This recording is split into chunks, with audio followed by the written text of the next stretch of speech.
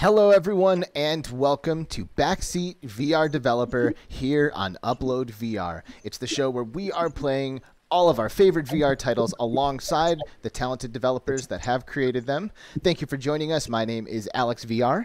I am one half of the Between Realities team. The other half, he's right there. It's Skeeva. What's up, Skeeva? Hey, how's it going, everyone? How you doing, man? You doing good? I'm doing great. Excellent. Well, things are about to get even better because we are joined today by Cyril Guichard from Garage Collective, the developers of Stones of Harlath, and I am inside the world of Stones of Harlath right now. Hey, Cyril, thanks for joining us, man. Hey, good. Hello, everyone. How you doing? You doing good? Yeah, I'm doing good. I can't wait to see you play. Do you get? Let's see. Go ahead. Let's see how good of a battle mage you are. Yeah, you're about to find out. Is it often that you get to see someone kind of go through your game? Do you do a lot of play testing? Do you get to see people play it very much? Yeah, I've done a fair amount of play testing with this title and with Shock Troops. I also teach. I teach in a school of game design. So sometimes I hand the headset to my students and watch them play. I use them as beta testers. And I've seen a fair amount of videos on YouTube of people actually playing Stones of Harlath, like a Wolf in VR, and like a whole bunch of people. So yeah, I've seen a bunch of people play it, but it never gets old. Yeah, I can imagine. Like, it's gotta be gratifying to see someone kind of go through an experience that you've created, and trip all of your traps, and discover the secrets, and do all of that. Oh yeah, it's fun. I mean, that's what we are making games, right? It's for the players. It's to put it in people's hands. Mm-hmm. Is this me? Like, did I like crash on this shore here? Is this my boat? Yeah. Yep. You are stranded. I'm stranded. And you're stranded, and you have to discover the mysteries of the island. Ooh, okay. Well, why don't you tell us a little bit, Cyril, about how this game came to be, right? Like, give us a little bit of the history of Stones of Harlath. Mm-hmm. Well, I had spent about a year and a half, 2 years working on my prior game that was called Theta Legion, that shipped on the Oculus Go and then later on the Rift. And I have that thing, I'm an indie developer. I have a full-time job as a professor. I'm an indie developer, and I don't like to be bored, and I don't like to work on the same thing for too long. So I had spent like a year and a half working on a sci-fi game. And I had the burning desire to kind of like go back to kind of like medieval fantasy, something that is like a lot quainter, with like trees, grass, and like cute animals, rabbits. Mm-hmm. Like so. After I shipped Theta Legion on the Rift, I wanted to take a break from sci-fi, and so I started designing the world of Harlath. I spent maybe, 4 months, 6 months working on it, kind of laying out the islands and the levels and things like that. And then I looked for a partner that I found in Simeon Acker. And then we started working together, designing the dungeons and kind of like setting up the story and all of that stuff. Lovely. It's absolutely a vibe in here. It kind of almost reminds me of like like an Azeroth or something, it really kind of has that like World of Warcraft world kind of vibe in it. What is it about landscapes like this that, like to use your word, is like provides that like quaint or like that, I don't know, like comforting, or what is it about these environments that that makes it, I don't know, something that people want to spend time in? Well, first of all, I don't know if you read anything, but like World of Warcraft is definitely a source of inspiration. Like I have been an avid player of World of Warcraft from closed beta to the Wrath of the Lich King. Nice. I was actually hardcore raider and things like that. And so when I actually defined the visual style for Stones of Harlath, I went back to WoW, and I kind of like, because it's a very low poly game, very simple textures and things like that, which I find aged very well, and is still kind of very pretty and very inspiring. So I kind of looked at how they were doing it. I made like mood boards and like collections of images on how they were kind of like coordinating their colors, their palettes, how they were laying out their environments and things like that. So there is, of course, this game has a lot of like pixel art in it. World of Warcraft doesn't, but Right. I would say that there is definitely lessons that I learned from playing in Azeroth.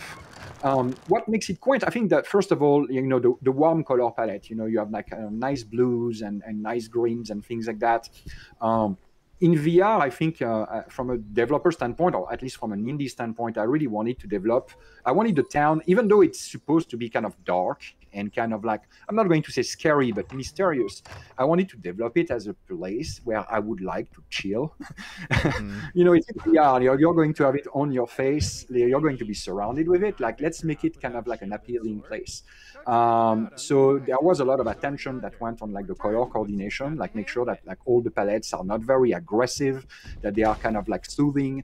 And then just kind of like the general feeling of nature, being surrounded by trees with grass and little rabbits and like the sky and the clouds and the moon. I think it kind of like takes you to that kind of like fairy tale land that you've played Zelda on a Game Boy. Well, now you're inside it. So we just walked by you, didn't we? That character in this... Is that you? That's got to be you. That has to be. Well, yes and no. Yeah, maybe. It was not necessarily meant to be that way, but yeah, possibly.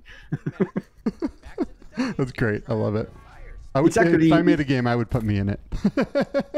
He's actually voiced by my neighbor. Your neighbor? Oh, that's interesting. Now, is he a voice actor, or were you just like, hey, dude, why don't you come over? I need you for a little project. Oh, that's an interesting story. Well, Stones of Harlath was done during the pandemic. And the school where I teach is rather large. We have like lots of different majors, including sound design and things like that. So we do actually have a lot of like graduate students that are voice actors and things like that. And so I was planning on hiring a whole bunch of voice actors when I started the game. But most of the game, for that matter, I would say the entirety of the game was made during the pandemic. So you would not get in a booth with a voice actor. Like all of these things were closed, etc. So I had to kind of resort to kind of like homemade solutions for the voice acting. So I asked my wife, I asked my neighbor, I asked a colleague of mine. So no, all the voice actors that we are using are non-professionals. And some people have been feeling that the voice acting was subpar, but to me they represent people that I love and people that I know well, and particularly Brother Cody, which is the voice actor, which is also is actually making two voices in the game. He's making the voice of Brother Cody and much later the voice of the mayor of the little village that you're in, Moorhaven, and I think he did a phenomenal job. The game is very, even though there is no jokes, the game is supposed to be humorous. And so when I asked him to voice the lines, I asked him to be exaggerated, a little bit like a Scooby-Doo episode, like a Saturday morning cartoon. That's how I see Stones of Harlath. It's not super serious. It's a pixel art. It has like fish monsters and gigantic frogs and all of that type of stuff. So it's not a very serious game, and I think he did a bang-up job. Yeah, the first thing that I think stands out is this contrast between the pixel art 2D characters and the 3D world. Was this like a design choice from the very beginning, or was this something that you guys kind of landed on throughout your development of the game? Yeah, that was a choice from the very beginning.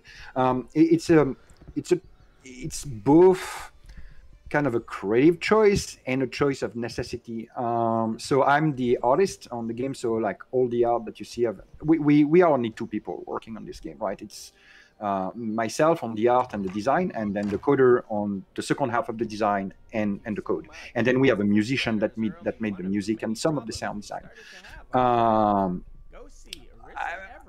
I'm a lousy 3D animator, and so I'm a 2D guy. Like I'm an old guy, right? I mean, I have like white hair, white beard. I'm most likely the generation of your parents, and so I've been doing pixel art for like 20 years now. So that's something that I know quite well. I've done tons of animated sprites and things like that. Animating 3D models, I know how to do it, but it takes a lot of time. You gotta read them, you gotta modelize them, and things like that. And I felt that it would be much more efficient for us to kind of use the 2D sprites. And the second thing is that if you look at Doom, because Stones of Harlath is still kind of using the same technology that I used for Theta Legion, which was itself kind of based on Doom. And Doom is that kind of mix of 3D environments and 2D sprites and flat sprites, that's what I wanted. I wanted a game that is retro, right? It needs to feel retro. Like I could have gone with non-pixelated textures and things like that, but I wanted something that feels retro, that brings you back to kind of heretic Doom, XN. Doom and Hexen, you're speaking my language. And my next game, Shock Troops, is the same thing. The sprites are higher resolutions. Well, for that matter, the version that you're playing here, you're playing with the higher resolution sprites, which was an update that we made after launch.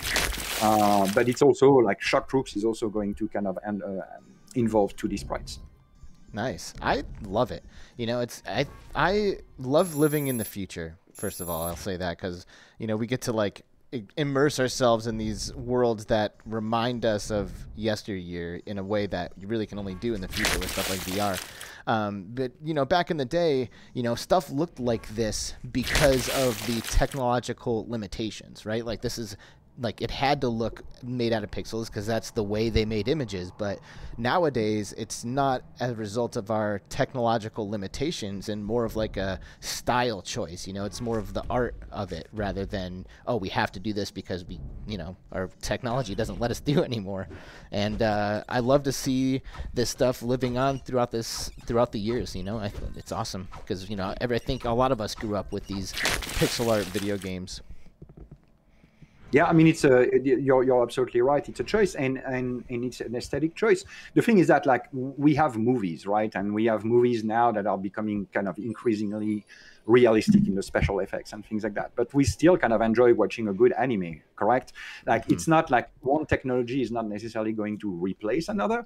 And even though I'm a fan of like super realistic sci-fi or, you know, fantasy 3D movies like Lord of the Rings or The Expanse or like all of those things, I also kind of really enjoy watching an episode of Berserk or an episode of, I don't know, Taram and the Magic Cauldron or Brisby and the Secret of Nim and all of those type of stuff. And so what I wanted VR right now, like trying to be photoreal, particularly on the Quest, and you're doomed to fail. Like it's not going to be possible. There are some limitations. So it's like, let's embrace the limitations of the mobile processor and kind of like, let's play them as strength by kind of like bringing something that is like retro and that kind of like gives you a little bit of sense of nostalgia. You know, these do obviously a pretty good job of like always facing you, you know, like I try to like get close and like kind of investigate the 3D-ness of this two-dimensional image and it's always facing me. I can't help but ask, like, were there like some monstrosities that presented themselves when you like fired it up for the first time and saw these like warped images, or did this kind of work right off the bat? So well, right off the bat, I did some tries to kind of like have like Doom, where potentially depending on the angle of the camera and where the enemy is going, it's presenting different types of animations. Like you have a face, you have a side animation, you have a back animation. In VR, it just doesn't work very well because it will jump really quickly from one point of view to the next. And so it's either you have to do tons and tons of sprites, which kind of defeats the purpose, like the kind of simplicity that I was shooting for. So what you call is, we call that billboarded, like the enemies are billboarded, meaning that they are always facing the camera. That allows us to kind of like, first of all, have less animations and have enemies that kind of like are always presenting their best side to you and that are going to hide a little bit that kind of like cardboard theater cheat. I feel you. So you mentioned mobile processor, right? Can you tell us what platforms that this game is available on? So Stones of Harlath has been designed on the Quest 1 and the Quest 2, and there is also a Rift version that is available. Nice. So you can play PC VR using the Rift version, and is it cross-buy? So if I buy it on the Quest 2, will I get the PC version? Yes, it's cross-buy, and the PC VR has a few more bells and whistles. We have a little bit of a post-processing, etc., etc. It was originally developed as a PC VR version, and then we got approved to ship on the Quest store. So we kind of shifted, and again, we are two people, so we shifted everything on the Quest, and then we redeveloped for PC VR after we shipped on the Quest 2. It was part of our July or August update, I believe. Nice. I want to go in this door. I wonder if... You should click on it. You have a little button. When you have the little... Yeah, click on the A button or the B button, like one of the buttons. Yep. There it goes. Nice. I love it. All right. Fire sword. Let's go. So if you're running this on the PC, I'm guessing the minimum requirements are pretty low since this is... based on mobile. Do you have anything to add to the requirements if someone does want to play this on the PC? Yeah, it's pretty low. Well, I mean, you would most likely need to turn off the post processing because it adds a little bit of an overhead.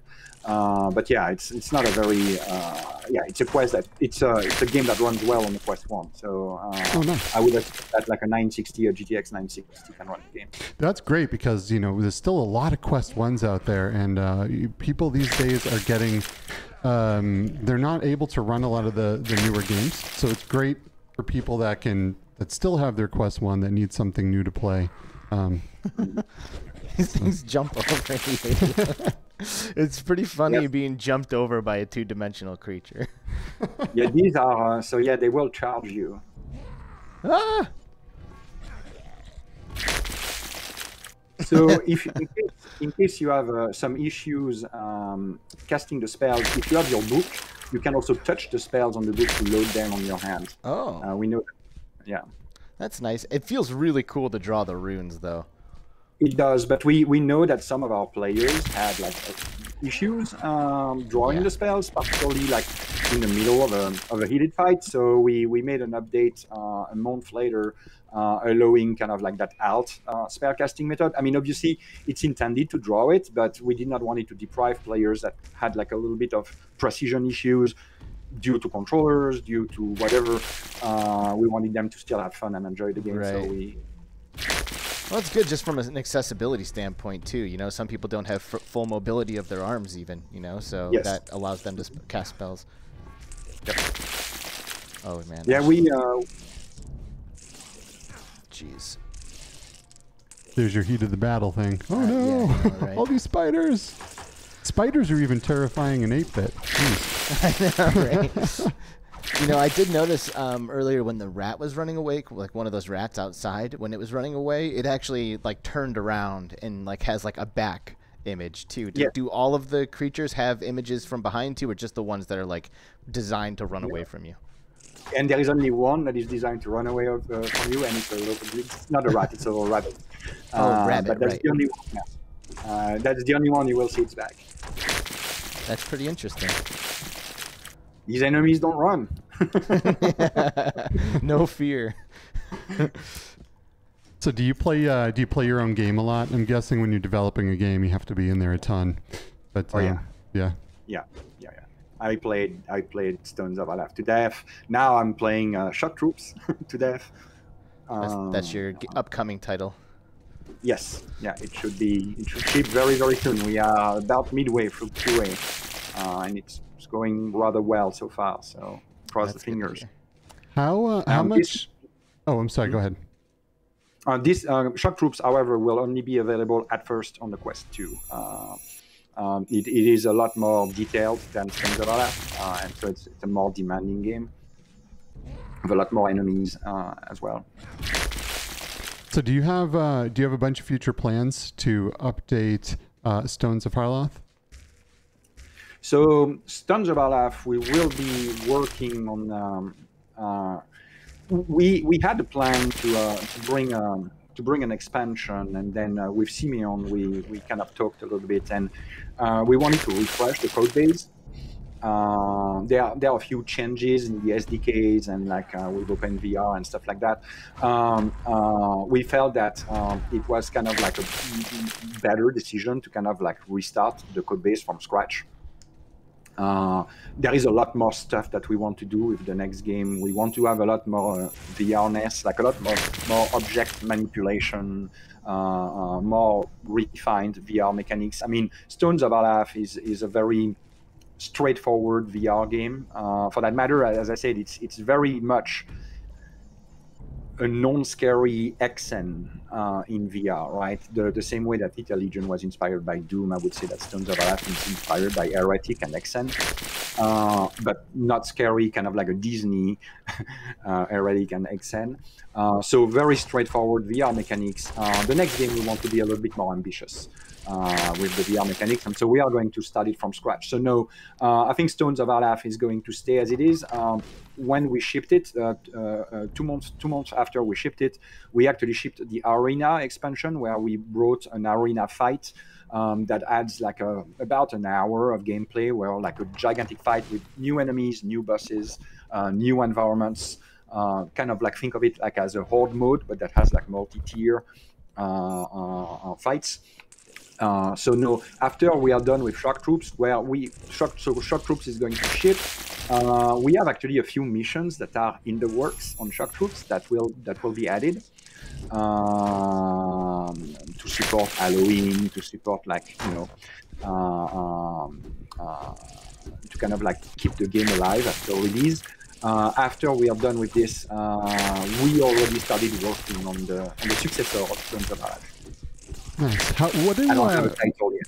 What do we have for a campaign length on this? How long would it take you from start to finish for an average player to get all the way through this game? So it depends. I think that when we play tested it, most of the beta testers would take 3 to 4 hours. However, though, I would say the more seasoned VR players, it depends on how you play. If you play it with a sense of like you need to go from A to B, from B to C, etc., I'm sure I've seen some people finish the game in 2 hours. If you stop every now and then and smell the flowers and kind of like take your time to kind of look around the dungeons and things like that, I think that 3 to 4 hours is more of a better estimation for the campaign length. And then on top of that, you can add 1 hour to kind of like finish the arena fight, and this one can be done again and again and again. Cool. And that arena battle, is that paid DLC or free? Oh, it's free. Oh, great. Awesome. Nice. Can I say that it feels kind of like Skyrim? Yeah, I mean, when I pitched the game, I called it the poor man's Skyrim. Totally, totally. You said it, man. It kind of feels like the poor man's Skyrim, like, or maybe like baby's first Skyrim. Obviously, not like total babies, but like like it's like an approachable title, like you said, without like the scary draugrs popping out of the walls and scaring the crap out of me. Which absolutely happened the first time I played Skyrim VR. I was freaked out. Yeah, I mean, it kind of feels like that. This is by design. When there were some, when we did the move to Quest, the game when we originally designed it was a lot harder. And then I had I read some interesting kind of like surveys when we got approved on the Quest, that kind of coincided with Oculus kind of releasing some surveys of like who their users are and things like that. And I was like, you know what, we are going to kind of like tone down some of the difficulty of the game, because we want it to be I wanted like that kind of like my first VR RPG kind of vibe. Like we want it to be available for like the audience that is not necessarily a power gamer, and that would be kind of like excited you to kind of like Zelda. Like there is a lot of Zelda, like there is a difficulty curve. Like I mean, like finishing the final fight. I don't know if you ever finished the game, but like the final fight is not a walk in the park. Like it's hard. But the game has a very smooth progression. You will not be stuck unless you get really far in the game. Nice. So would you say that this is like who's like I don't know, who's the game really for? Is it for everyone? Is it for maybe a younger audience? Like, what do you think? I don't think it's necessarily for a younger audience, but it's for a more casual audience.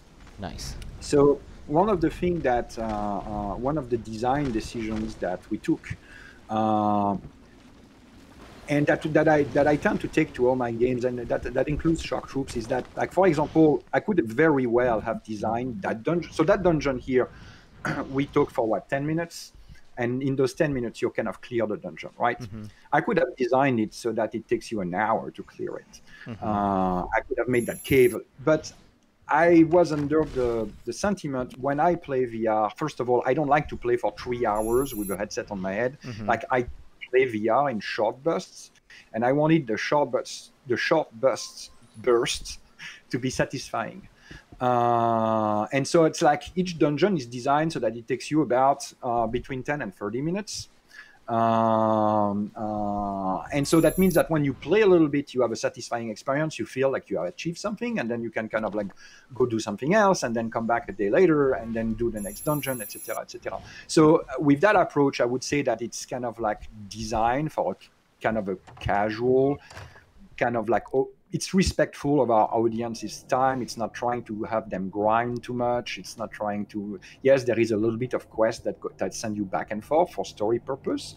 But realistically, we did not make the dungeons overly long. We did not make the dungeons overly difficult. It's supposed to be a satisfying experience. We want you to feel like the hero of your own adventure. And so while I do believe it's family friendly, it's not particularly designed for a young audience. I think that the graphic style and the humor and the fact that the game is not very scary, it doesn't really have any adult content, makes it family friendly. Yeah, I think it's a family friendly game that is designed for people that want to kind of like have a cool, chill, yet still kind of RPG experience. So I know our audience will probably ask this, so I'm going to ask it. Any plans on multiplayer for this or co-op experiences? Yeah. Well, for the next versions, we'll see. Like for the next project, we'll see. But developing a co-op game or a multiplayer game is a whole challenge in itself. For sure. Again, we are two people. We are trying to kind of trying a year and a half because that's how we can hope to be maybe profitable. Adding multiplayer on top of that is adding a level of complexity and costs, and that we are just a Garage Collective as it is right now is not ready to tackle. Now, the day it becomes ready to tackle, I would love to do some multiplayer, and I would love to do some co-op. And I have plenty of ideas for that. It's just I don't think we are the right profile to tackle that type of project yet.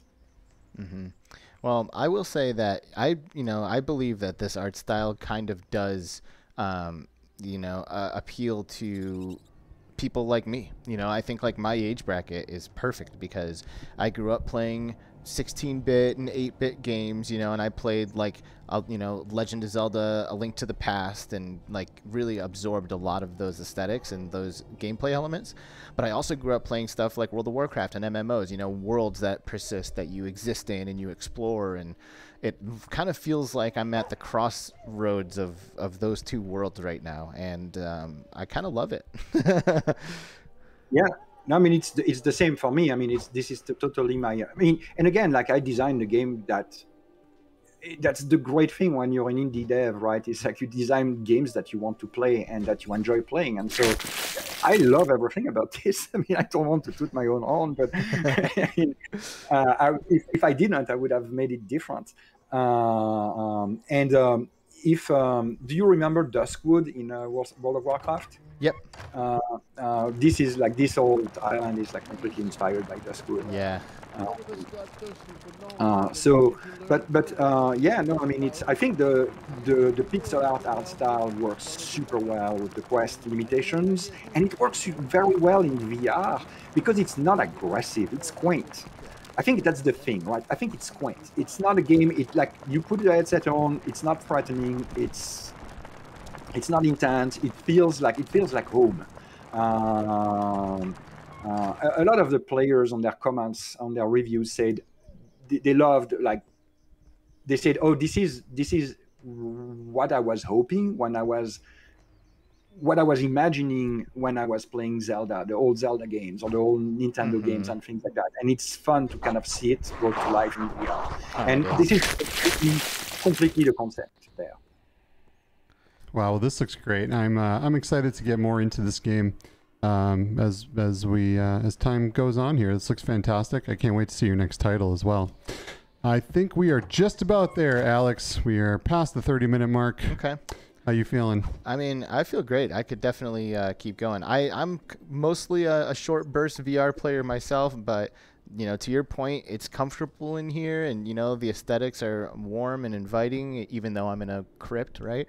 And I'm definitely here for it. So maybe Cyril can just give us some kind of closing thoughts. You know, is there anything important about what happened here with Stones of Harlath that we didn't mention? No, I mean we have 6 dungeons. All dungeons are different. That's also another thing. I'm a big explorer, so I don't like to see the same thing again and again and again. And so Stones of Harlath has, I believe, quite a big variety of enemies. I think we have like over 30 different enemy types, and a pretty large variety of dungeons. So see here, you're in a crypt. You have like some traps.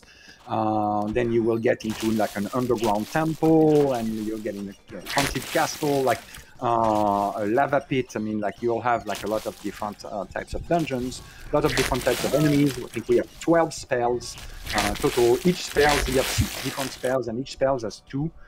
You can cast 2 different ways. So, for example, the fireball, you can cast a fireball, or you can cast a fire bomb that uses all your ammo. We have lots of weapons. We have magic weapons that you can equip that have like magic effects, etc., etc. So yeah, I mean, if that's not enough to figure out whether or not you're gonna like this game, people, I don't know what is. Cyril, thanks so much for spending the time, you know, being in the back seat with us today, and we really appreciate all your hard work and giving us awesome experiences to play. So thank you for joining us. Oh, my pleasure being there. Of course. Thank you all for watching. For UploadVR.com and Between Realities, I'm Alex VR, and that's Skeeva. This has been Backseat VR Developer, and we will see you soon for the next episode. Have a wonderful day, everyone. See you soon. Bye-bye. Bye-bye.